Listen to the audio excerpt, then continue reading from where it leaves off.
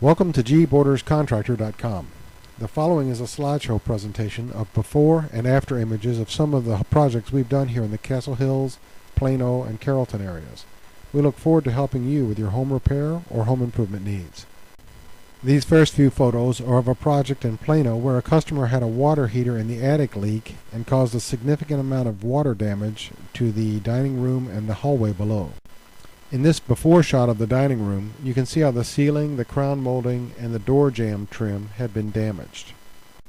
And here is a wider photo of the same area after we repaired the drywall, matched the ceiling and wall texture, replaced the crown molding and trim, then painted the entire ceiling, all of the walls, and all of the trim so that everything matched perfectly. The area that was repaired is between the ceiling vent and the crown molding. A greater amount of damage occurred in the adjoining hallway. Here, a larger section of ceiling area had been damaged, the sheetrock for the corner of the wall had to be removed and replaced, and we needed to replace all of the crown, most of the door jamb, and some of the baseboard trim. In this after photo of the hallway, we'd replaced the drywall on the walls and ceiling, matched the existing texture, replaced all of the two-piece crown molding and other trim, painted the walls in a slightly darker color, and then painted all the trim for a finished and uniform look.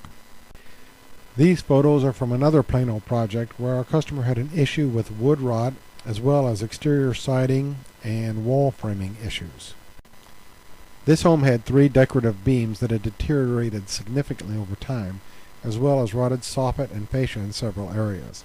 The rot in this beam is more significant than it may appear, as the only thing holding the face of this beam together is a thin film of paint. In this shot you can see where we had probed and exposed most of the rotted wood in the beam and in the subfascia boards. Simply cutting off a section of the beam would not have worked out since the subfascia board was actually supported by the beam. Here we had cut away the rotted wood of the beam and fabricated a new beam section and attached it to the existing. Cedar lumber was not available in the dimensions of the existing beam, so in fabrication we had to plane down a slightly thicker piece of new cedar to match. We also scabbed in a new subfascia board and replaced some of the soffit in this photo. This is the end result. After final fills, priming, and paint, it would be difficult for anyone to see where these areas had been previously damaged. With some effort and a little attention to detail, we were able to restore these rotted wooden beams and go from this to this. When we left this project, our customer told us that we had exceeded his most hopeful expectations. At the same project, our customer had a problem with the siding and wall framing on either side of the garage door. The base plate on this section of wall had rotted away, and the wall was no longer secured to the foundation. The bottom of the wall would actually move fore and aft if it were pushed.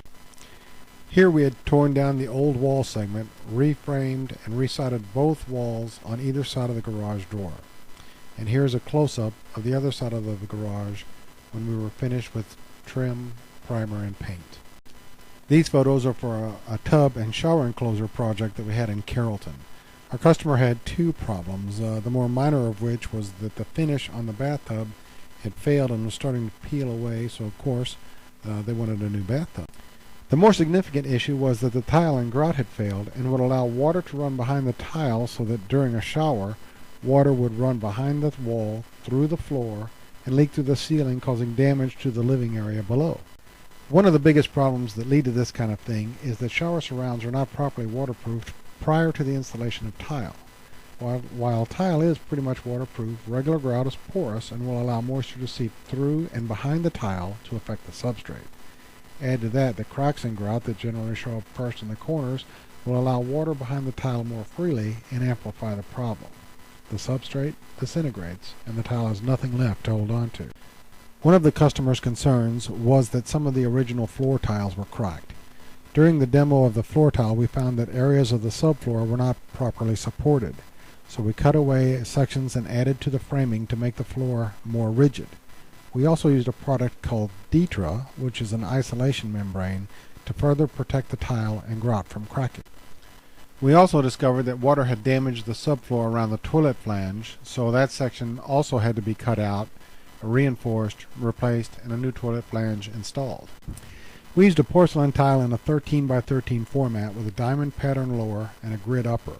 We installed 4x4 decals in the diamond pattern with a nice Listillo as a border. Then installed a recessed niche to house shower necessities and upgraded the shower fixtures to a nice handheld with shower arm extension. The more significant things are those you cannot see. We used a shower-rated substrate called DenShield from Georgia Pacific, not regular drywall and not green board. We used a waterproofing membrane on top of that so that this shower was well waterproofed before any tile was installed. We also used an epoxy grout since it is waterproof and stain resistant. We have a customer in Castle Hills that has a nice solid wood entry door that faced full exposure to the sun in the afternoon. Over time the sun and the UV rays just cooked the original finish and left the exterior side looking worn and weathered. This is the same door's interior side. This customer happens to have a large dog that likes to look out the window anytime someone comes to the home, and in doing this I caused some deep scratches through the finish and into the wood of the door. The process to properly refinish an entry door requires that the door be on sawhorses or open on its hinges during stripping and to allow the finish to dry over long periods of time. To protect the home from dust, insects, and to provide some protection from the elements, we erect this heavy plastic barrier. Here the stripping agent has started to work lifting off the old finish. Stripping the old finish is the first step, then sanding, lots and lots of sanding. Here we have the interior side after stripping and carefully sanding out all of the scratches. It's very important to preserve the profiles of the panels as much as possible while sanding deep enough to remove the scratches. The color chosen was Antique Walnut by General Finishes. It's a very good product with rich, solid color. And here we have the final product. This door has 6 or 7 coats of a high-quality marine-grade spar urethane. Don't use polyurethane on your exterior door. Spar is the better product. This finish needs 12 to 24 hours between coats, so you can see this doesn't happen quickly, but it does yield the best and longest-lasting results. That said, in full sun, a door can require maintenance every 12 to 18 months. We have a customer near Firewheel in Garland, and they wanted a stand for a very large, very heavy rear projection television. Apparently they were having some problems finding one that was the right size or shape, and the real concern was that they would find one strong enough for the weight of their television. So we designed and built them this one. It's very heavily built, perhaps even a bit overbuilt. It's very strong. It is only 18 inches tall and has adjustable shelves on either side with a larger opening in the center. It's a black lacquer finish. It was just the right size, and it is exactly what our customer wanted. They were very, very happy with the results. Thank you for visiting our website. The About Us page has still photos of these and some other projects if you'd like to scroll through those. We look forward to helping you with your home repair and improvement needs. We work on projects large and small. No job is too small. Our contact page has all of our contact data, but you can reach me by telephone at 469-774-2905, and my email address is skip@gborderscontractor.com. Thanks for watching.